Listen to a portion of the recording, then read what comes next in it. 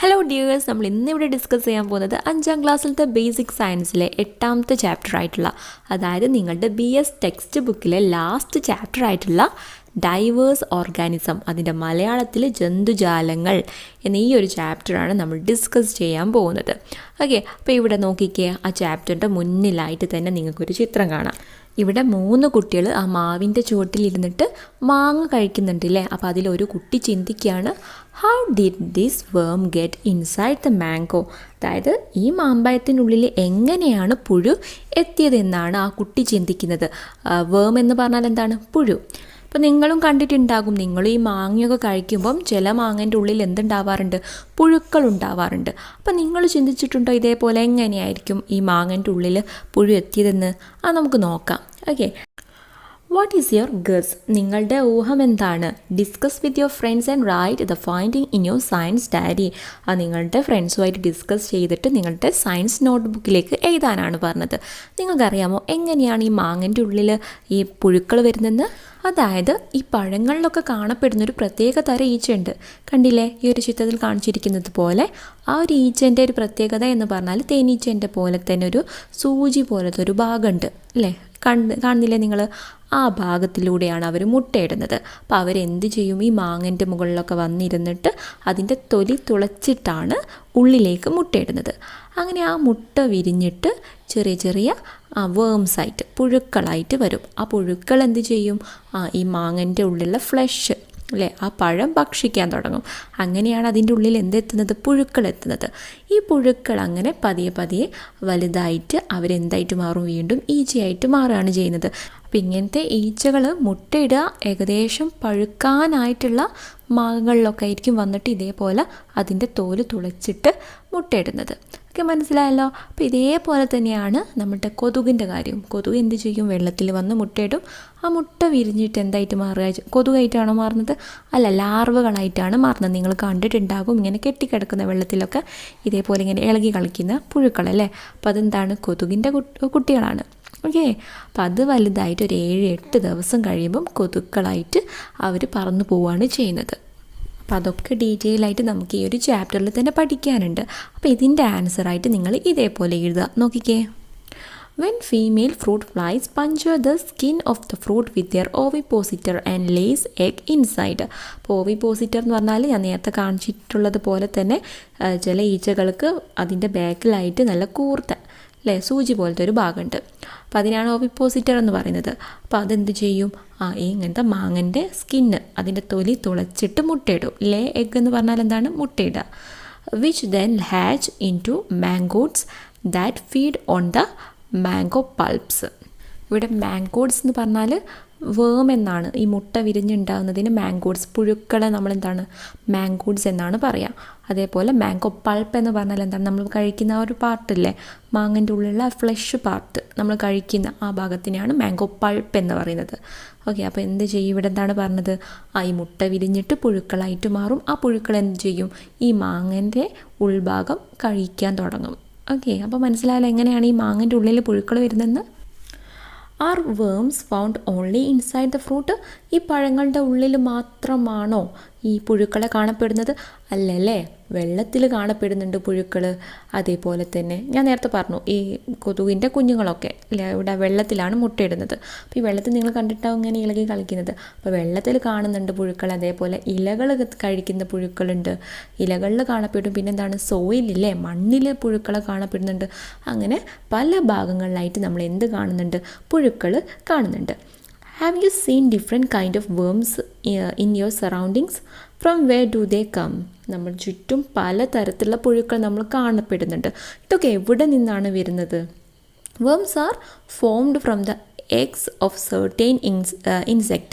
Observe the picture and record the findings. അപ്പോൾ ഈ ഒരു ചിത്രം നിങ്ങൾ നോക്കിക്കേ, ചിത്രശലഭമുണ്ട്, ഈച്ചയുണ്ട്, വണ്ടുണ്ട്, അതേപോലെ തേനീച്ചയൊക്കെ ഇവിടെ ഉണ്ട്. അപ്പോൾ ഇതിൻ്റെയൊക്കെ തന്നെ ആരോ കാണിച്ചിട്ട് പുഴുക്കളെയാണ് കാണിച്ചിട്ടുള്ളത്. അപ്പോൾ അതിൻ്റെ അർത്ഥം എന്താണ്? ചില പ്രാണികളൊക്കെ മുട്ട വിരിഞ്ഞിട്ട് ഉണ്ടാവുന്നത് പുഴുക്കളാണ്.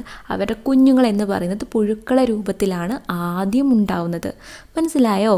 അതെന്നിട്ട് ഇങ്ങനെ ദിവസങ്ങൾ കഴിയുന്നതിനനുസരിച്ച് അതിൻ്റെ രൂപം മാറി മാറി മാറി മാറി അമ്മയെ പോലെ ആവുകയാണ് ചെയ്യുന്നത്. ഒരു ഉദാഹരണം പറയുകയാണെങ്കിൽ ഇവിടെ ബട്ടർഫ്ലൈൻ്റെ കുട്ടി എന്ന് പറയുന്നത് ആദ്യം എങ്ങനെയാണ്, ഈ ബട്ടർഫ്ലൈ ഒക്കെ ഏതെങ്കിലും ഇലകളിൽ പോയി മുട്ടയിട്ട് ആ മുട്ട വിരിയുമ്പോൾ ഒരു പുഴുവായിട്ടാണ് മാറുന്നത്.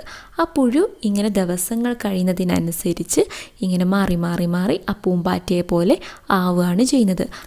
ഇനി ഇവിടെ ഒരു ചോദ്യമുണ്ട്, find out and write down more example of creature that hatch into worm. അതായത് മുട്ട വിരിഞ്ഞിട്ട് പുഴുവായി മാറുന്ന ജീവികൾക്ക് കൂടുതൽ എക്സാമ്പിൾസ് എഴുതാനാണ് പറഞ്ഞത്. അപ്പോൾ നമുക്ക് എന്തൊക്കെ പറയാം, നമുക്ക് ബട്ടർഫ്ലൈ പറയാം അല്ലേ. ബട്ടർഫ്ലൈൻ്റെ ഞാൻ ഓൾറെഡി പറഞ്ഞു, അത് മുട്ട വിരിഞ്ഞിട്ട് ചെറിയ പുഴുക്കളായിട്ടാണ് മാറുന്നത്. അത് പിന്നെ കുറേ ദിവസങ്ങൾ കഴിയുമ്പോൾ പൂമ്പാറ്റയായിട്ട് മാറുകയാണ് ചെയ്യുന്നത്. അപ്പോൾ അതേപോലെ തന്നെ മോസ്കിറ്റോ, കൊതുക് അല്ലേ. ഇനി അടുത്തൊരു എക്സാമ്പിൾ നമുക്ക് പറയാം, ant lion lacewing. Ant lion lacewing എന്ന് പറഞ്ഞാൽ ഈ കുയ്യാനല്ലേ. അപ്പോൾ കുയ്യാനൻ്റെ ഒരു അഡൽട്ട് ഫോമാണ് ആൻഡ് ലയൺ ലേസ് വിങ് എന്ന് പറയുന്നത്. അതായത് ഈ ആൻഡ് ലയൺ ലേസ് വിങ്ങിൻ്റെ ലാർവയാണ്, മുട്ട വിരിഞ്ഞുണ്ടാവുന്നതാണ് ഈ കുയ്യാനകൾ എന്ന് പറയുന്നത്, ആൻഡ് ലയൺ എന്ന് പറയുന്നത് കുയ്യാന. ഓക്കെ, അപ്പോൾ ആ കുയ്യാന വീണ്ടും ഇങ്ങനെ പ്യൂപ്പയായിട്ട് മാറി, ഈ ചിത്രത്തിൽ കാണുന്നത് പോലെ പ്യൂപ്പയായിട്ട് മാറി പിന്നെ എന്തായിട്ട് മാറുകയാണ്, ഈ ചിറകൊക്കെ ഉള്ളൊരു ചെറിയൊരു പ്രാണിയെ പോലെ ആവുകയാണ് ചെയ്യുന്നത്. അതിനെയാണ് ആൻഡ് ലയൺ ലേസ് വിങ് എന്ന് പറയുന്നത്. അതേപോലെ ഫ്രോഗ് പറയാം. ഫ്രോഗിൻ്റെ കുട്ടികളും ഇതേപോലെ അത് മുട്ട വിരിഞ്ഞിട്ട് കാണാൻ ഏകദേശം എന്താണ്, ഒരു മീനിനെ പോലെയാണ് കാണാൻ. അതിന് നമ്മൾ വാൽമാക്രി എന്നൊക്കെ പറയും, ഇംഗ്ലീഷിൽ ടാഡ്പോൾ എന്ന് പറയും. അപ്പോൾ അതെന്താണ്, ഇങ്ങനത്തെ കുറച്ച് എക്സാമ്പിൾസ് നിങ്ങൾക്ക് അവിടെ എഴുതാവുന്നതാണ്. Mosquito ant lion lacewing, frog. ഇത്ര എക്സാമ്പിൾ നിങ്ങൾ അവിടെ എഴുതുക. അതിൻ്റെ തൊട്ടതായ ഒരു ചിത്രം നിങ്ങൾക്ക് കാണാൻ പറ്റുന്നുണ്ടല്ലേ, ഒബ്സർവ് ദ പിക്ചർ. ഇവിടെ നോക്കിക്കേ, അവിടെ എന്താണ് പറയുന്നത്, അതെ ഒരു മുട്ട വിരിഞ്ഞിട്ട് എന്തായിട്ട് മാറുകയാണ്, ലാർവേ അല്ലെങ്കിൽ ആൻഡ് ലയൺ എന്ന് പറയും. ആൻഡ് ലയണിൻ്റെ മലയാളം കുയ്യാന എന്നാണ്. ഈ കുയ്യാന കുറച്ച് കഴിയുമ്പോൾ പ്യൂപ്പയായിട്ട് മാറും. ആ പ്യൂപ്പ എന്തായിട്ട് മാറുകയാണ്, ആൻഡ് ലയൺ ലേസ് വിങ് ആയിട്ട് ഒരു ചെറിയ പ്രാണീൻ്റെ രൂപത്തിലായിട്ട് മാറുകയാണ് ചെയ്യുന്നത്. ഈ കുയ്യാനൻ്റെ ഒരു അഡൽട്ട് ഫോമാണ് ആൻഡ് ലയൺ ലേസ് വിങ് ആയിട്ടുള്ള ആ പ്രാണി എന്ന് പറയുന്നത്. അപ്പോൾ ഇവിടെ ഇത് ബേസ് ചെയ്തിട്ടൊരു ചോദ്യമുണ്ട്, does the ant lion hatched from the egg look like its parent creature, what are the further changes that happen to the ant lion. ഇവിടെ ചോദിച്ചതാണ്, മുട്ട വിരിഞ്ഞിട്ടുണ്ടാക്കുന്ന ഈ കുയ്യാനക്ക് അതിൻ്റെ മാതൃജീവിയോട് സാദൃശ്യമുണ്ടോ? നോക്കിക്കേ, സാദൃശ്യമുണ്ടോ? ഇല്ലല്ലേ. കാരണം മുട്ട വിരിഞ്ഞിട്ടുണ്ടാകുന്നത് ചെറിയൊരു ജീവിയാണ് മുട്ട വിരിഞ്ഞിട്ട്, ലാർവ അല്ലേ, അതിനെ നമ്മൾ കുയ്യാന എന്ന് പറയും.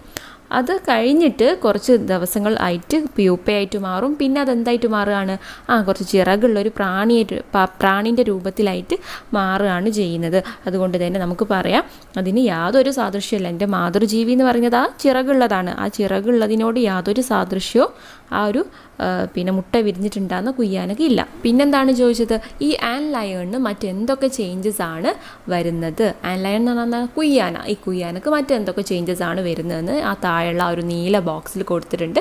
നമുക്ക് നോക്കാം അല്ലേ. ആൻഡ് ലയൺ എന്ന് പറഞ്ഞാൽ കുയ്യാന കേട്ടോ, ആ ഒരു വേർഡ് മറക്കണ്ട. കുയ്യാനൻ്റെ ഇംഗ്ലീഷ് എന്ന് പറയുന്നത് ആൻഡ് ലയൺ ആണ്. ആൻഡ് ലയൺ അല്ലെങ്കിൽ അതിന് ഡൂഡിൽ ബഗ് എന്ന് പറയും. Okay, is the larvae of a kind of winged insect called ant lion lace wing. അതായത് ഈ ആൻഡ് ലയൺ ലേസ് വിങ് എന്ന ഒരു ഇനം ചിറകുള്ളൊരു പ്രാണീൻ്റെ ലാർവയാണ് നമ്മൾ കുയ്യാന എന്ന് പറയുന്നത്. സിമ്പിളായിട്ട് പറയുകയാണെങ്കിൽ ആൻഡ് ലയൺ ലേസ് വിങ് എന്ന് പറഞ്ഞിട്ടുള്ള ആ ഒരു പ്രാണീൻ്റെ കുട്ടിയാണ് ഈ ലാർവായിട്ടുള്ള കുയ്യാന, ആൻഡ് ലയൺ എന്ന് പറയുന്നത് കേട്ടോ. പിന്നെന്താ ഇവിടെ പറഞ്ഞത്, they make funnel shaped pit in the sand and eat small insect like ant. അപ്പോൾ അവരുടെ ഭക്ഷണം എന്തൊക്കെയാണ് ഇവിടെ പറയുന്നത്, ഈ മണ്ണിലൊക്കെ അല്ലെങ്കിൽ ആ ഒരു മണലിലൊക്കെ എന്ത് ചെയ്യും, ഫണൽ ആകൃതിയിലുള്ള കുഴികൾ ഉണ്ടാക്കിയിട്ട് ഉറുമ്പ് പോലത്തുള്ള ചെറിയ ജീവികളെയാണ് അവർ ഭക്ഷിക്കുന്നത്. അങ്ങനത്തെ ജീവികളെ ഭക്ഷിക്കുകയാണ് ഇവ ജീവിക്കുന്നത്. മനസ്സിലായോ? നിങ്ങൾ കണ്ടിട്ടുണ്ടാക്കും ഈ മണലിലും ഈ മണ്ണിലൊക്കെ ഈ ഫണൽ രൂപത്തിൽ ചെറിയ ആ ഒരു കിണർ രൂപത്തിൽ ഇങ്ങനെ കുഴികൾ ഉണ്ടാക്കി അതിൽ നിന്ന് അവർ ഈ ഉറുമ്പ് അല്ലേ, ചെറിയ ഉറുമ്പ് പോലത്തെ ജീവികളൊക്കെ ഭക്ഷിച്ചാണ് അവർ ജീവിക്കുന്നത്. They are called ant lion because they capture ant. അപ്പോൾ അവർക്ക് ആ പേര് വരാൻ തന്നെ കാരണം എന്തുകൊണ്ടാണ്, ഉറുമ്പിനെ പിടിക്കുന്നത് കൊണ്ടാണ് ഇംഗ്ലീഷിൽ അവരെ ആൻഡ് ലയൺ എന്ന പേര് വരാൻ തന്നെ കാരണം. It's make A cocoon using sand grain and thin silk fibers secreted by itself and become a pupa.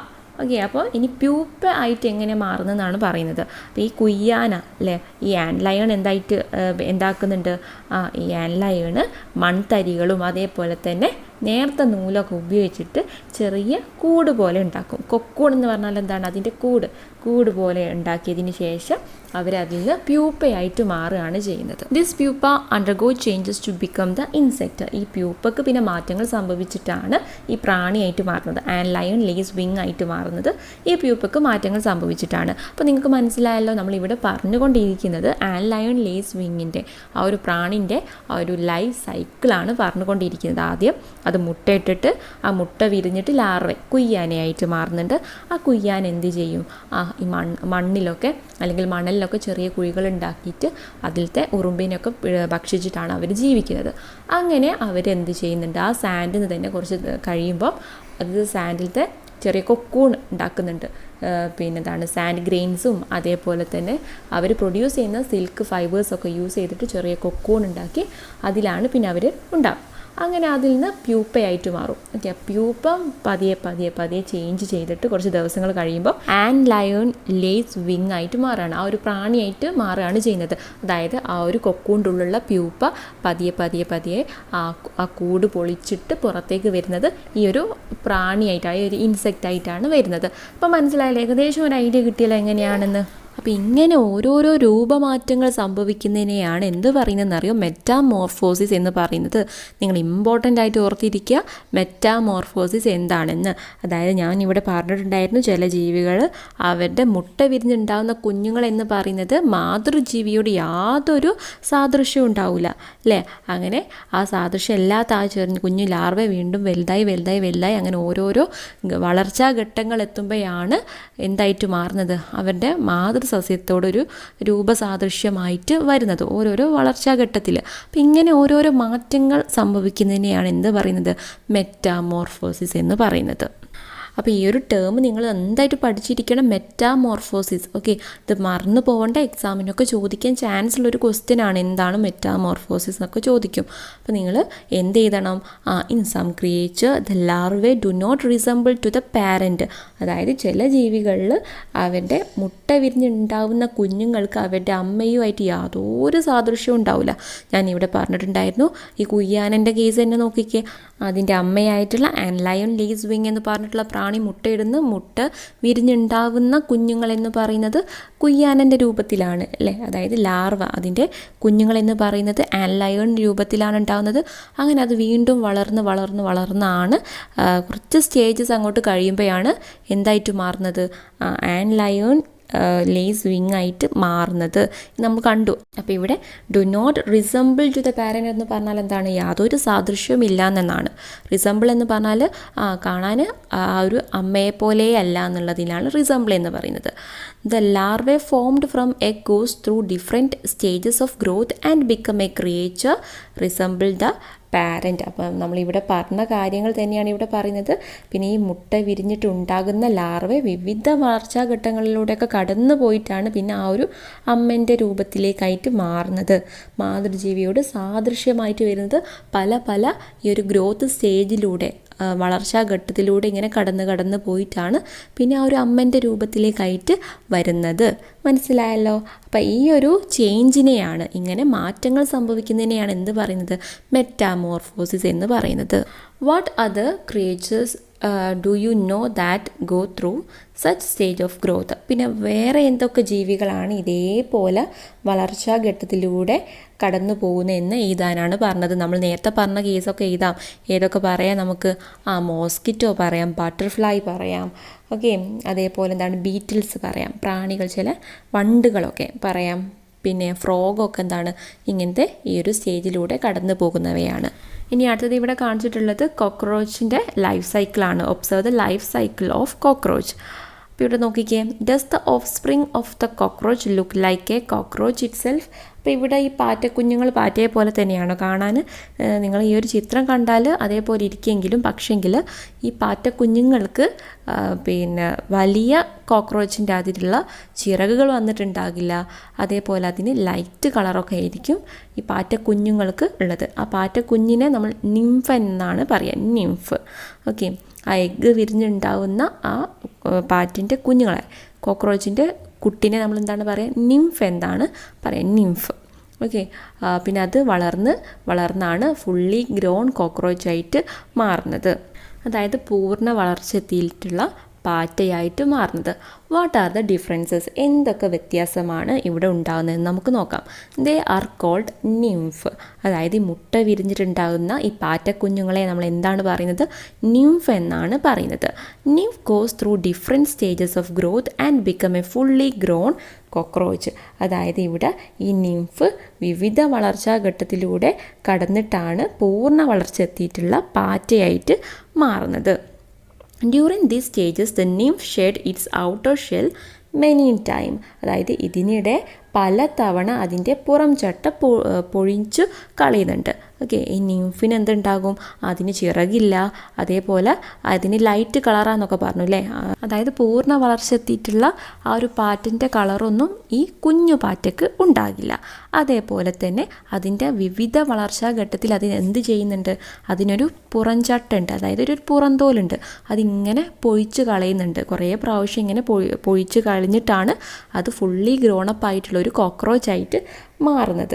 നിങ്ങൾ കണ്ടിട്ടുണ്ടാകും ചില സമയത്ത് ഇങ്ങനെ തോലിങ്ങനെ, ഈ കോക്രോച്ചിൻ്റെ തോലിങ്ങനെ പൊഴിച്ച് കളയുന്നത് അവിടെ ഇവിടെയൊക്കെ ആയിട്ട്. അതെന്താണ്, അത് ഗ്രോ ചെയ്യുന്നതിനനുസരിച്ച്, വളരുന്നതിനനുസരിച്ച് അതിൻ്റെ പുറം ചട്ട എന്താക്കുകയാണത്, അതിങ്ങനെ പൊഴിച്ചു കളയാണ് ചെയ്യുന്നത്. ഇവിടെ ചില വേർഡ്സ് നിങ്ങൾ മനസ്സിലാക്കി വെക്കുക. ഔട്ടർ ഷെൽ എന്ന് പറഞ്ഞാൽ പുറം ചട്ട, അതേപോലെ ഷെഡ് ചെയ്യുക എന്ന് പറഞ്ഞാൽ എന്താണ്, പൊഴിച്ചു കളയുക. അതേപോലെ നിംഫ് എന്ന് പറഞ്ഞാൽ എന്തായിരുന്നു, ഈ പാറ്റക്കുഞ്ഞുങ്ങളെയാണ് നമ്മൾ നിംഫ് എന്ന പേരിൽ അറിയപ്പെടുന്നത്. അത് മറക്കരുത് കേട്ടോ. The worms hatched from the eggs of the insect eat leaves and other plant part. അതായത് ഇങ്ങനെ ഈ ഒരു പ്രാണികളുടെ മുട്ടയിൽ വിരിഞ്ഞുണ്ടാകുന്ന പുഴുക്കൾ എന്ത് ചെയ്യുന്നുണ്ട്, ഇലകളും മറ്റ് സസ്യഭാഗങ്ങളൊക്കെ കഴിക്കാറുണ്ട്, അവരുടെ ആഹാരമാക്കി മാറ്റാറുണ്ട്. Thus many such worms adversely affect farming. അപ്പോൾ ഇവ പലതും തന്നെ കൃഷിയെ ദോഷകരമായിട്ട് ബാധിക്കാറുമുണ്ട്. Farmers adopt many measures to keep such worms and pest away. അതായത് ഇത്തരം പുഴുക്കളെയും കീടങ്ങളെയൊക്കെ അകറ്റാൻ വേണ്ടിയിട്ട് കർഷകർ പല മാർഗങ്ങളും സ്വീകരിക്കാറുണ്ട്. അപ്പോൾ നിങ്ങൾ മനസ്സിലായല്ലോ, അതായത് ഇങ്ങനെ പ്രാണികളുടെ മുട്ട വിരിഞ്ഞിട്ടുണ്ടാകുന്ന പുഴുക്കൾ എന്ത് ചെയ്യും, അവർക്ക് ഭക്ഷണമായിട്ട് ഇലകളും അതേപോലെ സസ്യങ്ങളൊക്കെയാണ് കഴിക്കുന്നത്. ഓക്കെ, അതെന്ത് ചെയ്യാറുണ്ട്, അത് നമ്മളുടെ ഫാമേഴ്സിന് പലപ്പോഴായിട്ട് എഫക്റ്റ് ചെയ്യും. ഇങ്ങനെ ചെടികളൊക്കെ കഴിച്ചാൽ, ഈ വെജിറ്റബിൾസിൻ്റെ ഒക്കെ അല്ലെങ്കിൽ പച്ചക്കറികളുടെയൊക്കെ ഇലകൾ കഴിച്ചാൽ പിന്നെ ആ ചെടികൾ നശിച്ചു പോയില്ലേ. അപ്പോൾ അതെന്താണ്, ഫാമേഴ്സിന് ചില സമയത്ത് ഇത് ദോഷമായിട്ട് മാറാറുണ്ട്. അപ്പോൾ അതിന് വേണ്ടിയിട്ട് ഫാമേഴ്സ് എന്ത് ചെയ്യും, ചില പൊടി കൈകളൊക്കെ യൂസ് ചെയ്യാറുണ്ട് ഈ കീടങ്ങളെയും അതേപോലെ പുഴുക്കളൊക്കെ അകറ്റാൻ വേണ്ടിയിട്ട്. അതിൻ്റെ കുറച്ച് കാര്യങ്ങളാണ് ഇനി നമ്മൾ നോക്കുന്നത്. ഇവിടെ നോക്കിക്കേ, ഈ ഒരു ചിത്രത്തിൽ നിങ്ങൾക്ക് കാണാം, ഒരു ലേഡി പറയാണ്, you can reduce pest if you grow marigold in between the crops. അപ്പോൾ ഇവിടെ മെറിഗോൾഡ് എന്ന് പറഞ്ഞാൽ എന്താണ്, ചെണ്ടുമല്ലിയാണ്. അപ്പോൾ എന്താണ് ആ ലേഡി പറയുന്നത്, ഇതിൻ്റെ ഇടയിൽ ചെണ്ടുമല്ലി വളർത്തിയാൽ കീടബാധ കുറയ്ക്കാം എന്നാണ് പറയുന്നത്. അവിടെ നിങ്ങൾ ചിത്രത്തിൽ സൂക്ഷിച്ച് നോക്കിയാൽ മനസ്സിലാകും, ഏതോ ഒരു ചെടിൻ്റെ ഇലകൾ നന്നായിട്ട് പുഴുക്കൾ കഴിക്കുന്നതായിട്ട് നിങ്ങൾക്ക് കാണാം അല്ലേ. അപ്പോൾ അതിൻ്റെ ഇടയിൽ ഈ മെറിഗോൾഡ് ചെണ്ടുമല്ലി വളർത്തിയാൽ ആ പുഴുക്കളൊക്കെ ഒന്ന് കൺട്രോൾ ചെയ്യാമെന്നാണ് പറയുന്നത്. അപ്പം അതിൻ്റെ റീസൺ എന്താണെന്നറിയോ, the chemical produced by the marigold keep certain kind of pest away. അതായത് ഈ ചെണ്ടുമല്ലിക്ക് ഈ മാരിഗോൾഡ് ചില തരം കെമിക്കൽസ് പ്രൊഡ്യൂസ് ചെയ്യുന്നുണ്ട് ഈ ചെടി. അതുകൊണ്ട് തന്നെ ഇതേപോലത്തെ പെസ്റ്റിനൊക്കെ അകറ്റി നിർത്താനും അത് സഹായിക്കും. എനിക്ക് എപ്പോൾ മനസ്സിലായാലും എന്തുകൊണ്ടാണ് ചെണ്ടുമല്ലി ആ ഒരു ചെടികൾക്കിടയിൽ കുഴിച്ചിടാൻ പറയുന്നതിൻ്റെ രഹസ്യം എന്നുള്ളത്. ഓക്കെ, അപ്പോൾ ഇതേപോലെ പല മെത്തേഡ്സും നമ്മൾ യൂസ് ചെയ്യുന്നുണ്ടാകും. അപ്പോൾ എന്തൊക്കെയാണെന്ന് അവിടെ എഴുതാനുണ്ട്. അപ്പോൾ അതിൻ്റെ ക്വസ്റ്റ്യനാണ്, similarly what are the other method you know, discuss. നമുക്കറിയാവുന്ന മറ്റ് മെത്തേഡ്സുകളൊക്കെ എന്തൊക്കെയാണ്, ഈ പെസ്റ്റിനെ കൺട്രോൾ ചെയ്യാൻ വേണ്ടിയിട്ട് നിങ്ങളുടെ വീട്ടിലുള്ള അച്ഛനും അമ്മയും ഒക്കെ യൂസ് ചെയ്യുന്ന മെത്തേഡ്സ് എന്തൊക്കെയാണെന്ന് എഴുതാൻ പറഞ്ഞിട്ടുണ്ട്. പുകയില കഷായം ഉണ്ട്, അതായത് ടൊബാക്കോ ഡിക്കോഷൻ എന്ന് പറയും, അത് യൂസ് ചെയ്യാറുണ്ട്. അതേപോലെ നീം കേക്ക്. നീം കേക്ക് എന്ന് പറഞ്ഞാൽ വേപ്പിൻ്റെ ഇല കൊണ്ട് ഉണ്ടാക്കുന്ന ഒരു സംഭവമുണ്ട്. അതേപോലെ വെളുത്തുള്ളി കഷായമൊക്കെ യൂസ് ചെയ്യുന്നവർ ഉണ്ടാകും അല്ലേ. ഇതേപോലെ മറ്റെന്തൊക്കെ മെത്തേഡ് നിങ്ങളെ വീടുകൾ ഉപയോഗിക്കുന്നുണ്ടെന്ന് നിങ്ങൾ അവിടെ ഒന്ന് എഴുതിയാൽ മതി. ഇനി അടുത്തൊരു ചോദ്യമാണ് find out and write example for pest that harm the crops. അതായത് കാർഷിക വിളകൾക്ക് ദോഷം ചെയ്യുന്ന കീടങ്ങൾക്ക് ഉദാഹരണം എഴുതാനാണ് പറഞ്ഞത്. ഒന്നാമത് അവിടെ ഓൾറെഡി കൊടുത്തിട്ടുണ്ട് യെല്ലോ സ്റ്റെം ബോറർ ലാർവ. ഈ ലാർവ എവിടെയാണ് കാണപ്പെടുന്നതെന്ന് വെച്ചാൽ നമ്മളുടെ ഈ നെല്ലിലൊക്കെ കാണപ്പെടുന്നുണ്ട്. ചെറിയ ഇങ്ങനെ വെള്ള കളറുള്ള വെള്ളയും ഒരു മഞ്ഞയൊക്കെ കളറുള്ള ചെറിയ പ്രാണികൾ. അപ്പോൾ ഇവിടെ നിങ്ങൾ ഈ ഒരു ചിത്രം നോക്കിക്കേ. ഏറ്റവും താഴെയായിട്ട് നിങ്ങൾക്ക് കാണാൻ പറ്റുന്നതാണ് എഗ് മാസസ്, അതായത് ഇലകളിലാണ് മുട്ടയിടുന്നത്.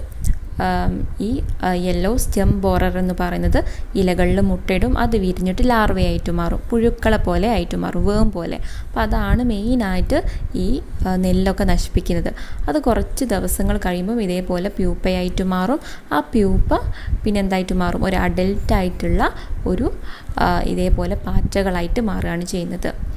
നിങ്ങൾ കണ്ടിട്ടുണ്ടാവും ഈ നെല്ലൊക്കെ നെല്ലൊക്കെ വീടിൻ്റെ അടുത്തുള്ളവരാണെങ്കിൽ ചെറിയ ചെറിയ പാറ്റകൾ ഇങ്ങനെ പറന്ന് കണ്ടിട്ടുണ്ടാകും. അതെന്താണ്, ശരിക്കും ഈ നെല്ലിനെ നശിപ്പിക്കുന്ന പെസ്റ്റുകളാണ്. ഇനി രണ്ടാമത്തെ പെസ്റ്റിൻ്റെ പേര് നമുക്ക് പറയാം black been aphid. Black been aphid എന്ന് പറഞ്ഞാൽ മെയിനായിട്ട് കാണപ്പെടുന്നത് ഈ പയർ ചെടിയിലൊക്കെ. ഈ വീട്ടിൽ പയർ കൃഷിയൊക്കെ ചെയ്യുന്നവരാണെങ്കിൽ ഈ പയർ ചെടിയിൽ ചെറിയ കറുത്ത കറുത്ത ഡോട്ടുകളെ പോലെ നിങ്ങൾ കാണപ്പെടുന്നുണ്ടാവും. അപ്പോൾ അതൊരു വേമാണ്. അതിനാണ് നമ്മൾ ബ്ലാക്ക് ബീൻ എഫിഡ് എന്ന് പറയുന്നത്. ഇനി അടുത്തത് ലീഫ് മൈനർ. ലീഫ് മൈനറും ഇതേപോലെ കുറേ പച്ചക്കറികളിലൊക്കെ കാണപ്പെടുന്നതാണ്. അമരാന്തസ്, അതായത് ചീരൻ്റെ ഇലയിലൊക്കെ ഈ ഒരു പെസ്റ്റ് കാണപ്പെടുന്നുണ്ട്. അതുപോലെ നിങ്ങൾക്ക് ഗ്രാസ് ഹോപ്പറൊക്കെ കൊടുക്കാം, പുൽച്ചാടി. അതൊക്കെ നിങ്ങൾക്ക് അവിടെ എഴുതാവുന്നതാണ്. ഇനി ഇതിൻ്റെ തൊട്ട് താഴെ look at the picture of some spices that we use. അപ്പോൾ ഇവിടെ കുറച്ച് സ്പൈസസ് ആണ് കാണിച്ചിട്ടുള്ളത്. നമ്മൾ യൂസ് ചെയ്യുന്ന സ്പൈസസ് ആണ്. ഒന്നാമത്തത് ഏലം, അതിനെ കാർഡമം എന്ന് പറയും. രണ്ടാമത്തത് കുരുമുളക്, അതിനെ പെപ്പർ എന്ന് പറയും. മൂന്നാമത്തത് ക്ലോവ്സ് ആണ്. ഇവിടെയൊക്കെ ഇതിനെ ഗ്രാമ്പൂ എന്ന് പറയും. നിങ്ങളുടെ നാട്ടിലൊക്കെ എന്താ പറയാന്നറിയില്ല, ഒക്കെ കമൻറ്റ് ചെയ്യാം. ഇനി ലാസ്റ്റിലത്തത് പട്ടയാണ്. അതിനെ സിനമം എന്നാണ് ഇംഗ്ലീഷിൽ പറയുന്നത്. We often keep some spices along with grains when they are stored. Why? അപ്പോൾ ഇവിടെ ചോദിച്ചതാണ്, നമ്മൾ പൊതുവെ ധാന്യങ്ങളൊക്കെ സൂക്ഷിച്ച് വെക്കുമ്പോൾ അല്പം ഇതിറ്റ സ്പൈസസ് ഒക്കെ അതിൻ്റെ കൂടെ ഇടാറുണ്ട്. അതെന്തിനായിരിക്കും? ഇനി അടുത്തൊരു ക്വസ്റ്റ്യൻ ആണ്, we often keep some spices along with grains when they are stored why. അതായത് ഈ ധാന്യങ്ങളൊക്കെ സൂക്ഷിച്ച് വെക്കുമ്പോൾ അല്പം ഇങ്ങനത്തെ സ്പൈസസ് ഒക്കെ അതിൻ്റെ കൂടെ ചേർക്കാറുണ്ട്. എന്തിനായിരിക്കും അങ്ങനെ ചേർക്കുന്നത്? നിങ്ങൾ കണ്ടിട്ടുണ്ടാവും, നിങ്ങളുടെ വീട്ടിലൊക്കെ എന്തെങ്കിലും ധാന്യങ്ങൾ സൂക്ഷിക്കുമ്പോൾ അതിലേക്ക് ഒന്നെങ്കിൽ ഈ ഗ്രാമ്പൂ ഒക്കെ ഇട്ട് വെക്കുന്നത്. എന്തിനായിരിക്കും അത്? അതിൻ്റെ ആൻസറാണ് ഇവിടെ കൊടുത്തത്. The strong order which contain chemical compound that can disturb the pest. അതായത് ഇവിടെ സ്ട്രോങ് ഓഡർ എന്ന് പറഞ്ഞാൽ എന്താണ്? നല്ല ഷാർപ്പായിട്ടുള്ള സ്മെല്ലാണ് ഈ സുഗന്ധവ്യഞ്ജനങ്ങൾക്കുള്ളത്. അതെന്തുകൊണ്ടാണ്? അതിൽ കെമിക്കൽ കോമ്പൗണ്ട് ഉള്ളത് കൊണ്ടാണ്. അതുകൊണ്ട് തന്നെ ഈ പെസ്റ്റിനെ ആ ഒരു ധാന്യങ്ങളിലേക്ക് വരുന്നത് തടഞ്ഞു നിർത്തുകയാണ് ചെയ്യുന്നത്. അപ്പോൾ അതാണ് ഇവിടുത്തെ റീസൺ. ഇതേപോലെ എഴുതിയാൽ മതി. അപ്പോൾ അതിൻ്റെ ആൻസർ ഒന്നും കൂടെ പറയുന്നുണ്ട് തൊട്ട് താഴെ. The chemicals produced by the plants to protect themself from pest make them aromatic spices. അപ്പോൾ ഇവിടെ എന്താണ് പറയുന്നത്? കീടങ്ങളിൽ നിന്ന് രക്ഷ നേടുന്നതിനായിട്ട് ഈ ചെടികളൊക്കെ ഉൽപ്പാദിപ്പിക്കുന്ന രാസവസ്തുക്കളാണ് അവയെ സുഗന്ധവ്യഞ്ജനങ്ങളാക്കുന്നത്. അപ്പോൾ ഇവിടെ എന്താണ് പറഞ്ഞത്? ഈ ചെടികൾക്കൊക്കെ, ഈ സ്പൈസസ് ഉള്ള ചെടികൾക്കൊക്കെ എന്താണ് പ്രത്യേകത? ഭയങ്കര സ്മെല്ലായതുകൊണ്ട് തന്നെ ആ സ്മെല്ല് വരാനുള്ള റീസൺ തന്നെ കെമിക്കൽ കോമ്പൗണ്ട്സ് കണ്ടെയ്ൻ ചെയ്യുന്നത് കൊണ്ടാണ്. അപ്പോൾ ആ കെമിക്കൽ കോമ്പൗണ്ട്സ് ഉള്ളത് കൊണ്ട് ഈ പെസ്റ്റിനൊക്കെ അതിനെ അറ്റാക്ക് ചെയ്യാൻ, ആ ചെടികളെ അറ്റാക്ക് ചെയ്യാൻ സാധിക്കാതെ വരുന്നുണ്ട്. അതുകൊണ്ടൊക്കെയാണ് ഈ ഒരു ചെടികളെ സുഗന്ധവ്യഞ്ജനങ്ങളാക്കുന്നതെന്നാണ് പറയുന്നത്. അപ്പോൾ അതിൻ്റെ അർത്ഥം ഈ സ്പൈസസ് ചെടികളെ ഒരിക്കലും പെസ്റ്റ് അറ്റാക്ക് ചെയ്യുന്നില്ല എന്നുള്ളതല്ല. ചില പെസ്റ്റിന് ഈ ഒരു സ്മെല്ലിനോട് കുറച്ചൊരു വിരോധം ഉണ്ടാകും.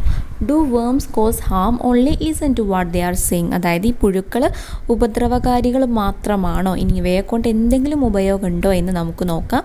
ഇവിടെ ഒരു പുഴു എന്തോന്ന് പറയുന്നുണ്ടല്ലേ, കുറച്ച് കാര്യങ്ങൾ പറയുന്നുണ്ട്, നോക്കിക്കേ. there are many creatures that feed on us. They cannot exist without us. അതായത് ഞങ്ങളെ ആഹാരമാക്കുന്ന നിരവധി ജീവികളുണ്ട്. അപ്പോൾ ഞങ്ങളില്ലെങ്കിൽ അവയ്ക്ക് നിലനിൽപ്പില്ല. ഈ പുഴുക്കളെ കഴിക്കുന്ന പല ജീവികളുണ്ടല്ലേ. അപ്പോൾ ഈ പുഴുക്കളൊക്കെ നശിച്ചു പോയാൽ എന്താ സംഭവിക്കുക? അവയും ഇല്ലാതാവുകയാണ് ചെയ്യുന്നത് അല്ലേ. അതിനെ ഡിപ്പെൻഡ് ചെയ്യുന്ന അത് ഇല്ലാതാവുകയാണ് ചെയ്യുന്നത്. നിങ്ങൾ ഫുഡ് ചെയിനൊക്കെ പഠിച്ചിട്ടുണ്ടാകും. ഇനി രണ്ടാമത്തത്, the insect that grow from us pollinate many flowers. അതായത് ഞങ്ങളിൽ നിന്നുണ്ടാകുന്ന പ്രാണികൾ പൂക്കളിലും പരാഗണം നടത്തുന്നു. അപ്പോൾ അത് നിങ്ങൾ പഠിച്ചിട്ടുണ്ടാകും. ഇൻസെക്റ്റ് വഴി പോളിനേഷൻ നടക്കുന്ന കുറേ ചെടികളുണ്ട്. അപ്പോൾ ഇങ്ങനെ പുഴുക്കളില്ലെങ്കിൽ ഈ പുഴുക്കൾ വലുതായി ആയിട്ടാണ് എന്താവുന്നത്, ഇൻസെക്റ്റായിട്ട് മാറുന്നത് അല്ലേ. അപ്പോൾ ഇങ്ങനെ പുഴുക്കൾ നശിച്ചു പോവുകയാണെങ്കിൽ അവിടെ എന്താ സംഭവിക്കുന്നത്, ഈ പൂക്കളിൽ ഈ പോളിനേഷന് നടക്കാതെ വരും.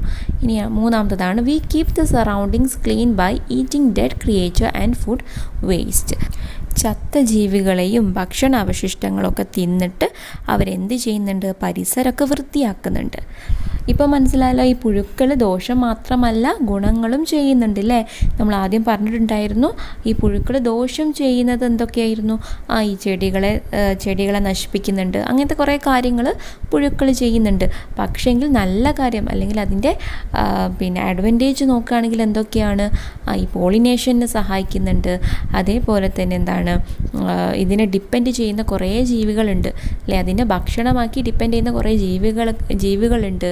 അതേപോലെ തന്നെ എന്തായിരുന്നു, നമ്മളുടെ പരിസരമൊക്കെ വൃത്തിയാക്കി സൂക്ഷിക്കാനും ഇത് സഹായിക്കുന്നുണ്ട്. ഈ പുഴുക്കളൊക്കെ സഹായിക്കുന്നുണ്ട്. ഡീകമ്പോസിഷനൊക്കെ സഹായിക്കുന്നുണ്ട് അല്ലേ. ഇപ്പോൾ എക്സാമിനൊക്കെ ചോദിക്കാൻ ചാൻസ് ഉണ്ട്, ഈ പുഴുക്കൾ ദോഷം മാത്രമാണോ ചെയ്യുന്നതെന്ന്. അപ്പോൾ നിങ്ങൾ എന്ത് പറയണം, ദോഷം മാത്രമല്ല അതിന് ഗുണവും ഉണ്ട് അല്ലേ, അതിന് മെറിറ്റ്സും ഉണ്ട്. അപ്പോൾ എന്തൊക്കെയാണെന്ന് ആ 3 പോയിൻ്റൊക്കെ നിങ്ങൾ എഴുതിയാൽ മതി. ഇനി അടുത്തതാണ് സ്മോൾ ഇൻസെക്ട്സ് ആസ് ഫുഡ്. അതായത് ചെറു പ്രാണികൾ ഭക്ഷണത്തിന്. People in many parts of the world use insects like grasshopper, worms, beetles, scorpion and ants for food. അതായത് ലോകത്തിലെ പല പ്രദേശങ്ങളിലെയും ജനങ്ങൾ ഈ ഗ്രാസ് എന്ന് പറഞ്ഞാൽ എന്താണ്, പുൽച്ചാടി, പിന്നെ വേംസ് പുഴുക്കൾ, ബീറ്റിൽ എന്ന് പറഞ്ഞാൽ വണ്ടുകൾ, സ്കോർപ്പിയോൺ എന്ന് പറഞ്ഞാൽ എന്താണ്, തേള്, അതേപോലെ ആൻഡ് ഉറുമ്പിനെയൊക്കെ ഭക്ഷണമാക്കാറുണ്ട്. നിങ്ങൾ ചൈനയിലൊക്കെ കണ്ടിട്ടുണ്ടാകില്ലേ ഇങ്ങനെ പുഴുക്കളൊക്കെ ചുട്ട് കഴിക്കുന്നത്. Small insects are good source of protein and vitamin. ഇവിടെ എന്താണ് പറയുന്നത്, ഈ ചെറു പ്രാണികളൊക്കെ ഈ വിറ്റാമിൻ്റെ അതേപോലെ പ്രോട്ടീൻ്റെയൊക്കെ ഇങ്ങനത്തെ പോഷക ഘടകങ്ങളുടെ ഒരു സ്രോതസ്സാണെന്നാണ് പറയുന്നത്. അപ്പോൾ ഇതിലൊക്കെ ഈ ചെറു പ്രാണികളിലൊക്കെ നല്ല വിറ്റാമിനും അതേപോലെ പ്രോട്ടീനൊക്കെ ഉണ്ട്. They are also kept for food in some area because of the availability of low cost protein. അപ്പോൾ ഇങ്ങനത്തെ ചില സ്ഥലങ്ങളിലൊക്കെ, ഈ ചൈന പോലത്തെ ഇങ്ങനത്തെ സ്ഥലങ്ങളിലൊക്കെ ഈ പ്രാണികളൊക്കെ ഭക്ഷണമാക്കുന്നതിന് കാരണം എന്താണ്, കുറഞ്ഞ ചിലവിൽ ഇങ്ങനെ വിറ്റാമിനും പ്രോട്ടീൻസൊക്കെ ലഭിക്കുന്നത് കൊണ്ടാണ് ചില സ്ഥലങ്ങളിൽ ഇതേപോലെ ഈ ചെറു പ്രാണികളൊക്കെ ഭക്ഷണമാക്കുന്നത്. ഇങ്ങനത്തെ സ്ഥലങ്ങളിൽ ഇതിനെ വളർത്തുകയും ചെയ്യുന്നുണ്ട്, ഭക്ഷണത്തിന് വേണ്ടിയിട്ട് വളർത്തുകയും ചെയ്യുന്നുണ്ട് കേട്ടോ. ഇനി അടുത്ത ടോപ്പിക്കാണ് കളർഫുൾ ഇൻസെക്ട്സ്, അതായത് വർണ്ണച്ചിറകുള്ള പ്രാണികൾ. Butterfly are a group of the insects family. അതായത് ഈ ബട്ടർഫ്ലൈസ് എന്ന് പറയുന്നത് ഈ പ്രാണി കുടുംബത്തിലെ ഒരു വിഭാഗമാണ് ബട്ടർഫ്ലൈസ്. ഈ ബട്ടർഫ്ലൈസ് എന്താണ്, ഒരു പ്രാണി തന്നെയാണ് കേട്ടോ. How many names of butterflies found in our area are known to you. അതായത് നിങ്ങളുടെ നാട്ടിൽ നിങ്ങൾക്കറിയാവുന്ന എത്ര പൂമ്പാറ്റകളുടെ പേര് നിങ്ങൾക്കറിയാമെന്നാണ് ചോദ്യം. Observe the picture and identify the butterflies. അപ്പോൾ ഇവിടെ താഴെ കുറച്ച് ബട്ടർഫ്ലൈസിൻ്റെ ചിത്രങ്ങൾ കാണിച്ചിട്ടുണ്ട്. അപ്പോൾ അത് ഏതൊക്കെയാണെന്ന് ഐഡൻറ്റിഫൈ ചെയ്യാനാണ്. അപ്പോൾ ഇവിടെ നോക്കിക്കേ, ഇവിടെ ആദ്യത്തെ പേരാണ് മഞ്ഞ പപ്പാത്തി അല്ലെങ്കിൽ കോമൺ ഗ്രാസ് യെല്ലോ എന്ന് പറയും. ആ മഞ്ഞ നിറത്തിലുള്ള ആ ഒരു ബട്ടർഫ്ലൈനെയാണ് നമ്മൾ മഞ്ഞ പപ്പാത്തി എന്ന് പറയുന്നത്. കാരണം എന്താണെന്നറിയോ, ഈ മഞ്ഞളിനോട് സൂചിപ്പിക്കുന്ന മഞ്ഞൾ പപ്പാത്തി എന്നാണ് പറയല്. അപ്പോൾ മഞ്ഞളുടെ നിറമുള്ള പപ്പാത്തി എന്ന് പറഞ്ഞാൽ ബട്ടർഫ്ലൈ, ചിത്രശലഭം എന്നാണ് മലയാളത്തിൽ. അപ്പോൾ അതുകൊണ്ടാണ് അതിന് മഞ്ഞ പപ്പാത്തി എന്ന് പേര് വരാൻ കാരണമെന്നാണ് പറഞ്ഞു വരുന്നത്. ഇനി രണ്ടാമത്തത്, ആ മഞ്ഞ പപ്പാത്തിൻ്റെ നേരെ മുമ്പിലുള്ള അതിനെയാണ് കോമൺ ക്രോ അല്ലെങ്കിൽ അരളി ശലഭം എന്ന് പറയുന്നത്. ഇനി സ്ട്രിപ്പ് ടൈഗർ അല്ലെങ്കിൽ വരയൻ കടുവ എന്ന് പറയുന്നത് കോമൺ ക്രോൻ്റെ തൊട്ട് താഴെ കാണുന്നതാണ് വരയൻ കടുവ എന്ന് പറയുന്ന ചിത്രശലഭം. ആ ഒരു കടുവനോട് സാമ്യമുള്ളത് കൊണ്ടാണ് അങ്ങനെ അതിൻ്റെ ആ ഒരു നിറം അല്ലേ, കടുവൻ്റെ ആ ഒരു വരകളൊക്കെ വരുന്നത് കൊണ്ടാണ് അങ്ങനെ പറയാൻ റീസൺ. ഇനി ആ ഒരു വരയൻ കടുവ എന്നുള്ള ആ ഒരു ചിത്രശലഭത്തിൻ്റെ നേരെ മുമ്പിലുള്ള അല്ലെങ്കിൽ നേരെ ഓപ്പോസിറ്റ് കാണുന്ന ബ്ലൂ നിറത്തിലുള്ള ബട്ടർഫ്ലൈൻ്റെ പേരാണ് ബ്ലൂ മോഫോ ബട്ടർഫ്ലൈ എന്ന് പറയുന്നത്. ഇനി ഏറ്റവും മുകളിൽ കാണുന്നതാണ് കോമൺ ജസബൽ അല്ലെങ്കിൽ വിലാസിനി എന്ന് പറയുന്നത്. ഇനി അതിൻ്റെ നേരെ ഓപ്പോസിറ്റ് ഏറ്റവും താഴെ കാണുന്നതാണ് കൃഷ്ണശലഭം എന്നും പറയുന്നത്. അപ്പോൾ ഇങ്ങനെയാണ് ഈ ഒരു ബട്ടർഫ്ലൈൻ്റെ നെയിംസ് വരുന്നത്.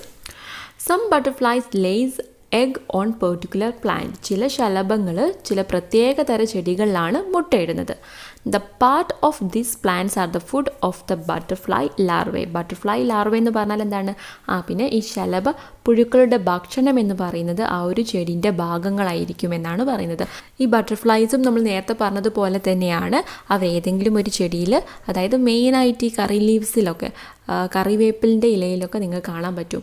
അവിടെ പോയിട്ട് മുട്ടയിടും. അങ്ങനെ കുറച്ച് ദിവസങ്ങൾ കഴിയുമ്പോൾ മുട്ട വിരിഞ്ഞിട്ട് പുഴുക്കളെ പോലെ പുറത്തേക്ക് വരും. ഈ പുഴുക്കൾ എന്ത് ചെയ്യും? ഈ ഇലകളൊക്കെ, ഈ കറിവേപ്പിലിൻ്റെ ഇലകളൊക്കെ ഭക്ഷിക്കാൻ തുടങ്ങും. അങ്ങനെ കുറച്ച് ദിവസങ്ങൾ കഴിയുമ്പം അവർ ഒരു കൊക്കൂൺ, അതായത് അവർക്കൊരു കൂടുണ്ടാക്കി അതിലായിരിക്കും അവർ പിന്നെ ഉണ്ടാവുക. അതാണ് അതിന് പ്യൂപ്പ എന്ന് പറയും. പിന്നെ മെല്ലെ മെല്ലെ മെല്ലെ ദിവസങ്ങൾ കഴിയുന്നതിനനുസരിച്ച് അവർ ആ കൊക്കൂണ് പൊട്ടിച്ചിട്ടൊരു പുതിയ ബട്ടർഫ്ലൈ ആയിട്ട് പറന്നു പോവുകയാണ് ചെയ്യുന്നത്. അപ്പോൾ ഇങ്ങനെ ഈ മുട്ട വിരിഞ്ഞിട്ടുണ്ടാകുന്ന ഈ ശലഭ പുഴുക്കൾ എന്ത് ചെയ്യും? ഏത് സസ്യത്തിലാണ് അവർ മുട്ടയിടുന്നത് അതിൻ്റെ ഭാഗങ്ങളൊക്കെ ഇങ്ങനെ ഭക്ഷിക്കാൻ തുടങ്ങും. Look at the name of some butterflies found in our area. അതായത് നമ്മളുടെ നാടുകളിലൊക്കെ പൊതുവെ കാണപ്പെടുന്ന ചില ബട്ടർഫ്ലൈസിൻ്റെ നെയിമാണ് ഒരു ബോക്സിൽ കൊടുത്തിട്ടുള്ളത്. ഒന്നാമത്തത് നരകശലഭം. നരകശലഭത്തിൻ്റെ ഇംഗ്ലീഷാണ് ലൈം ബട്ടർഫ്ലൈ എന്ന് പറയും. രണ്ടാമത്തത് അരളി ശലഭം, അതിനെ എന്താ പറയുക, കോമൺ ക്രോ എന്ന് പറയും. മൂന്നാമത്തത് വെള്ളില തോഴി, അതിനെ ദ കമാൻഡർ എന്ന് പറയും. പിന്നെ എരുക്കു തപ്പി, അതിനെന്താണ് ഇംഗ്ലീഷ് പറയുന്നത്? പ്ലെയിൻ ടൈഗർ എന്നാണ് പറയുന്നത്. ഇതൊക്കെ ബട്ടർഫ്ലൈസിൻ്റെ നെയിമാണ് കേട്ടോ. നമ്മളുടെ നാട്ടിൽ കാണപ്പെടുന്ന പൂമ്പാറ്റകളുടെ പേരാണ് ഇവിടെ കൊടുത്തത്. അപ്പോൾ ഇതൊക്കെ കുറച്ച് നിങ്ങൾ ഓർത്തിരിക്കുക. അപ്പോൾ എക്സാമിന് ചോദിച്ചാൽ ഏതെങ്കിലുമൊക്കെ ചോദിച്ചാൽ നിങ്ങൾക്ക് അവിടെ എഴുതി വെക്കുക കേട്ടോ. ഇനി അതിൻ്റെ തൊട്ട് താഴെയുള്ള ഒരു ബോക്സ് നോക്കിക്കേ. For the survival of butterflies both nectar plant and host plant R necessary.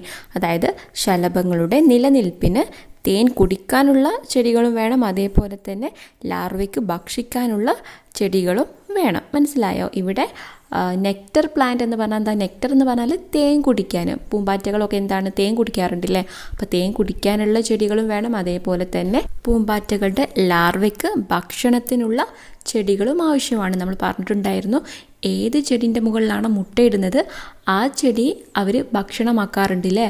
അപ്പോൾ അങ്ങനെയുള്ളൊരു ചെടിയും വേണം, അതേപോലെ തേൻ കുടിക്കാനുള്ള വേറെ ചെടികളുമാണ് ഈ ബട്ടർഫ്ലൈൻ്റെ സർവൈവലിന് ആവശ്യമായിട്ടുള്ളത്, നിലനിൽപ്പിന് ആവശ്യമായിട്ടുള്ളത്. Butterfly get nectar from the nectar plants. ഈ പൂമ്പാറ്റകൾക്ക് തേന് കുടിക്കാനുള്ള ചെടികളുണ്ട്, അതേപോലെ തന്നെ the larvae feed on the host plant. The larvae എന്ന് പറഞ്ഞാൽ എന്താണ്?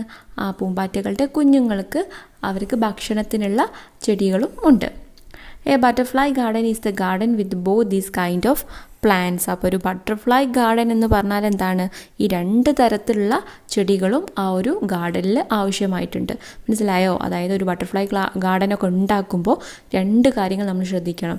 ഈ പൂവ് അല്ലെങ്കിൽ നന്നായിട്ട് തേൻ കുടിക്കാനുള്ള ചെടികളും വളർത്താനും, അതേപോലെ തന്നെ പൂമ്പാറ്റകൾക്ക് വളരാനുള്ള ചെടിയും വളർത്താനുണ്ട്. അവർക്ക് ഫുഡ് കഴിക്കാൻ, അവർക്ക് ഫീഡ് ചെയ്യാനുള്ള ചെടികളും ആവശ്യമായിട്ടുണ്ട്. അതേപോലെ തന്നെ എന്താണ്? തേൻ കുടിക്കാനുള്ള നല്ല പൂക്കളുള്ള ചെടികളും ആവശ്യമായിട്ടുണ്ട്. ഇനി അടുത്ത ടോപ്പിക്കാണ് മോത്സ്, അതായത് നിശാശലഭം. During which time do we see the butterflies? അതായത് നമ്മൾ എപ്പോഴാണ് പൊതുവേ ബട്ടർഫ്ലൈസിനെ കാണാറുള്ളത്? പകൽ സമയത്ത് അല്ലേ? പകൽ സമയത്ത് കാണാറുണ്ട്. അതേപോലെ തന്നെ രാത്രിയും ചില തരത്തിലുള്ള ബട്ടർഫ്ലൈസിനെ നമ്മൾ കാണാറുണ്ട്. Do we see them at night? നമ്മൾ രാത്രി കാണാറുണ്ടോ? ഈ പകൽ കണ്ടിട്ടുള്ള നല്ല വർണ്ണങ്ങളുള്ള അല്ലെങ്കിൽ നല്ല നിറത്തിലുള്ള ബട്ടർഫ്ലൈസിനെ നമുക്ക് രാത്രി കാണാൻ പറ്റുന്നില്ലെങ്കിലും ഈ ചിത്രത്തിൽ കാണുന്ന രീതിയിലുള്ള ബട്ടർഫ്ലൈസിനെ നമ്മൾ രാത്രി കാണാറുണ്ടല്ലേ. What are the features? അവരുടെ പ്രത്യേകത എന്താണെന്നാണ് ഇനി നമ്മൾ പറയാൻ പോകുന്നത്. They are moths. അപ്പോൾ അതിനെയാണ് നമ്മൾ എന്ത് പറയുന്നത്? നിശാശലഭം എന്ന് പറയുന്നത്. അതായത് രാത്രി കാണപ്പെടുന്ന പൂമ്പാറ്റകളെയാണ് നമ്മൾ എന്ത് പറയുന്നത്? മോത്സ് എന്ന് പറയുന്നത്. മോത്ത്. ഓക്കെ, നിശാശലഭം എന്ന് പറയുന്നത്. Unlike butterflies most of them are not colourful. അതിന് പ്രത്യേകത എന്താണ്? നമ്മൾ പകൽ കാണുന്ന ബട്ടർഫ്ലൈസിനൊക്കെ നല്ല നിറം ഉണ്ടാവും, ചുവപ്പ്, അതേപോലെ നീല, മഞ്ഞ നിറത്തിലുള്ള ബട്ടർഫ്ലൈസൊക്കെ ആണെങ്കിൽ, പക്ഷേ രാത്രി കാണുന്ന ഇങ്ങനത്തെ ബട്ടർഫ്ലൈസിനൊരു പ്രത്യേകമുള്ളൊരു ഇങ്ങനത്തെ കളർഫുൾ ആയിരിക്കില്ല അല്ലേ. Some moths have feather like antenna. Antenna എന്ന് പറഞ്ഞാൽ എന്താണ്? ഈ പൂമ്പാറ്റകൾക്കൊക്കെ നിങ്ങൾ കണ്ടിട്ടുണ്ടാകും, ഇങ്ങനെ മുന്നിൽ ഒരു നൂല് പോലെ അല്ലെങ്കിൽ ഒരു 2 നൂല് പോലുള്ളൊരു സംഭവം നിങ്ങൾ കണ്ടിട്ടില്ല? അതിനെയാണ് ആൻറ്റിന എന്ന് പറയുന്നത്. അപ്പോൾ ഇവിടെ മോത്തുകൾക്ക്, ഈ നിശാശലഭങ്ങൾക്ക് ഫെദർ ലൈക്ക് ആൻറ്റിനയാണ് ഉണ്ടാകുക. ഫെദർ ലൈക്ക് എന്ന് പറഞ്ഞാൽ ഒരു തൂവൽ പോലത്തെ ആൻറ്റിനയാണ് പൊതുവെ കാണപ്പെടുന്നത്. Silk is produced from the cocoon made by the larvae of a kind of moth. അതായത് ഒരു തരം നിശാശലഭത്തിൻ്റെ ലാർവയുണ്ടാക്കുന്ന കൊക്കൂണിൽ നിന്നാണ് പട്ടുനൂല് ഉൽപ്പാദിപ്പിക്കുന്നത്. അപ്പോൾ മനസ്സിലായോ? അതായത് സിൽക്ക്, പട്ടുനൂല് ഉൽപ്പാദിപ്പിക്കുന്നത് ഒരു പ്രത്യേക തരം ഇങ്ങനത്തെ മോത്തുകളാണ്. ഓക്കെ, നിശാശലഭങ്ങളാണ് ഉൽപ്പാദിപ്പിക്കുന്നത്.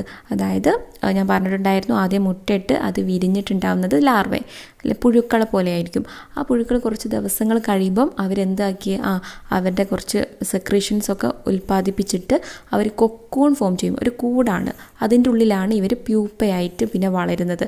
അങ്ങനെയാണ് പിന്നെ പ്യൂപ്പ വളർന്നൊരു അഡൽട്ടായിട്ട് മാറുകയാണ്, പൂമ്പാറ്റകളായിട്ട് പറന്നു പോവുകയാണ് ചെയ്യുന്നത്. അപ്പോൾ ആ കൊക്കൂണുകളാണ് നമ്മൾ സിൽക്കായിട്ടൊക്കെ എടുക്കുന്നത്. പിന്നെ അപ്പോൾ ഇവിടെ നിങ്ങൾക്ക് മനസ്സിലായല്ലോ ഈ ബട്ടർഫ്ലൈസും മോത്തും തമ്മിലുള്ള വ്യത്യാസം എന്താണെന്ന്. ബട്ടർഫ്ലൈസ് നമ്മൾ പൊതുവേ പകലാണ് കാണപ്പെടുന്നത്, എങ്കിൽ ഈ മോത്തിനെ നമ്മൾ രാത്രിയാണ് കാണപ്പെടുന്നത്. അതിൻ്റെ മലയാളം തന്നെ നിശാശലഭം എന്നാണ് അല്ലേ. അപ്പോൾ ഇതിൻ്റെ പ്രത്യേകത എന്ന് പറയുന്നത്, ഈ മോത്തിന് പ്രത്യേകിച്ച് ഒരു കളറൊന്നും ഉണ്ടാവില്ല, പക്ഷേ ബട്ടർഫ്ലൈ എന്ന് പറഞ്ഞാൽ നല്ല കളർഫുൾ ആയിരിക്കും. ഇതിന് പ്രത്യേകിച്ച് കളറൊന്നുമില്ല മോത്തുകൾക്ക്. ഓക്കെ, അതേപോലെ ഒരു ഫെദർ ലൈക്ക് ആൻറ്റിനയാണ് മോത്തിനുണ്ടാവുക, നിശാശലഭത്തിനുണ്ടാവുക. നിങ്ങളൊക്കെ കണ്ടിട്ടുണ്ടാകും ഈ നിശാശലഭത്തിനെ. ഇനി അടുത്ത ടോപ്പിക്കാണ് ബ്ലൂ ടൈഗർ മോത്ത്, വെങ്കണ നീലി. ഇനി നമുക്ക് ബ്ലൂ ടൈഗർ മോത്ത് എന്താണെന്ന് നോക്കാം. വെങ്കണ നീലി. Blue tiger moth is a kind of blue coloured moth found during day time. അതായത് പകൽ നേരങ്ങളിൽ കാണുന്ന നീല നിറമുള്ള ഒരു ശലഭത്തെയാണ് നമ്മൾ എന്ത് പറയുന്നത്? വെങ്കണ നീലി എന്ന് പറയുന്നത്. They are mistaken for butterflies because of the blue colour. അപ്പോൾ ഇവയ്ക്ക് നീല നിറം ഉള്ളത് കൊണ്ട് തന്നെ നമ്മൾ ബട്ടർഫ്ലൈസ് ആണോ എന്ന് തെറ്റിദ്ധരിക്കാറുണ്ട്. എന്നാൽ ബട്ടർഫ്ലൈ അല്ല, ഇവർ മോത്താണ്, അതായത് നിശാശലഭമാണ്. ദേ ആർ കോൾഡ് വെങ്കണ നീലി because they lay eggs on. അപ്പോൾ ഇവയ്ക്ക് വെങ്കണ നീലി എന്ന് പേര് വരാൻ കാരണം അവർ മുട്ടയിടുന്നത് വെങ്കണ മരത്തിലായതുകൊണ്ടാണ് അവർക്ക് വെങ്കണ നീലി എന്ന് പേര് വരാൻ കാരണം കേട്ടോ. പിന്നെ അതേപോലെ they satisfy all the features of moth except they are seen during day time and have blue colour. അപ്പോൾ ഇവർ മോത്തുകളുടെ നിശാശലഭത്തിൻ്റെ എല്ലാ ഫീച്ചറും അക്സെപ്റ്റ് ചെയ്യുന്നുണ്ട്, എല്ലാ ഫീച്ചറും അവർക്കുണ്ട്. 2 കാര്യങ്ങൾ ഒഴിച്ച്, അതായത് പകൽ സമയത്താണ് ഇവരെ കാണപ്പെടുന്നത്, അതേപോലെ തന്നെ ഇവയ്ക്ക് നീല നിറവും ഉണ്ട്. ആ 2 കാര്യങ്ങൾ ഒഴിച്ച് ബാക്കിയൊക്കെ എന്താണ്? മോത്തിനെ പോലെ തന്നെയാണ്, നിശാശലഭത്തിനെ പോലെയാണ്. So they are included in the moth family. അതുകൊണ്ട് അവരെ മോത്ത് ഫാമിലിയിൽ, നിശാശലഭ കുടുംബത്തിലാണ് ഇവരെയും ഉൾപ്പെടുത്തിയത്. അപ്പോൾ മനസ്സിലായല്ലോ ഈ ബ്ലൂ ടൈഗർ മോത്തിനെ കുറിച്ച് മനസ്സിലായല്ലോ. ഇവർ നിശാശലഭമാണ്, പക്ഷെങ്കിൽ അവരെ കണ്ടാൽ പൂമ്പാറ്റകളായി നമ്മൾ തെറ്റിദ്ധരിക്കും. കാരണം എന്താണ്? അവർക്ക് നീല നിറമാണുള്ളത്, അതേപോലെ പകൽ സമയത്തും കാണപ്പെടുന്നുണ്ട്. നിശാശലഭം അല്ലെങ്കിൽ മോത്തിനെ നമ്മൾ പൊതുവെ കാണപ്പെടുന്നത് രാത്രിയാണ് അല്ലേ, അതുകൊണ്ടാണ് തെറ്റിദ്ധരിക്കാനുള്ള റീസൺ എന്ന് പറയുന്നത്. പിന്നെ ഇവയ്ക്ക് വെങ്കണ നീലി എന്ന് പേര് വരാൻ കാരണം വെങ്കണ മരത്തിലാണ് ഇവർ മുട്ടയിടുന്നത്. ഇത്രയും മനസ്സിലായല്ലോ. അപ്പോൾ ഈ ഒരു ക്ലാസ് ഞാൻ ഇന്നിവിടെ അവസാനിപ്പിക്കുകയാണ്. കുറച്ച് കാര്യങ്ങളാണ് നമ്മൾ ഡിസ്കസ് ചെയ്തത്. അപ്പോൾ ഇവിടെ മെയിനായിട്ട് നിങ്ങൾ പഠിച്ചിരിക്കേണ്ടത് എന്താണ് മെറ്റാമോർഫോസിസ് എന്ന് പഠിച്ചിരിക്കുക. എന്തായിരുന്നു മെറ്റാമോർഫോസിസ്? ചില ജീവികൾ മുട്ട വിരിഞ്ഞുണ്ടാകുന്ന കുഞ്ഞുങ്ങൾക്ക് അവരുടെ അമ്മയുമായിട്ട് യാതൊരു സാദൃശ്യവും ഉണ്ടാവില്ല അല്ലേ. അപ്പോൾ മുട്ട വിരിഞ്ഞുണ്ടാകുന്ന ലാർവകൾ വിവിധ വളർച്ചാഘട്ടത്തിലൂടെ കടന്നു പോയിട്ടാണ് പിന്നെ അവരുടെ ആ ഒരു അമ്മേൻ്റെ ആ ഒരു രൂപത്തിലേക്ക്, ആ ഒരു സാദൃശ്യത്തിലേക്ക് വരുന്നത്. അപ്പോൾ അതിനെയാണ് മെറ്റാമോർഫോസിസ് എന്ന് പറയുന്നത്. അതിൻ്റെ ഏറ്റവും ബെസ്റ്റ് ഉദാഹരണമാണ് മോസ്കിറ്റോ പറയാം, ബട്ടർഫ്ലൈ പറയാം, പിന്നെ ആൻഡ് ലയൺ ലേസ് വിങ് അല്ലേ, അത് പറയാം. പിന്നെ കോക്രോച്ചൊക്കെ നിങ്ങൾക്ക് ഇതിൽ ഉൾപ്പെടുത്താവുന്നതാണ്. അപ്പോൾ ഇത്രയും കാര്യങ്ങളേ ഉള്ളൂ. അപ്പോൾ നന്നായിട്ട് പഠിച്ചിരിക്കുക. അതേപോലെ എൻ്റെ ചാനൽ ആദ്യമായിട്ടാണ് കാണുന്നതെങ്കിൽ ലൈക്ക് ചെയ്യണം, അതേപോലെ നിങ്ങളുടെ ഫ്രണ്ട്സിന് ഷെയർ ചെയ്യണം. ഓക്കെ, അതേപോലെ തന്നെ മറക്കാതെ സബ്സ്ക്രൈബും ചെയ്യണം. Okay, thank you.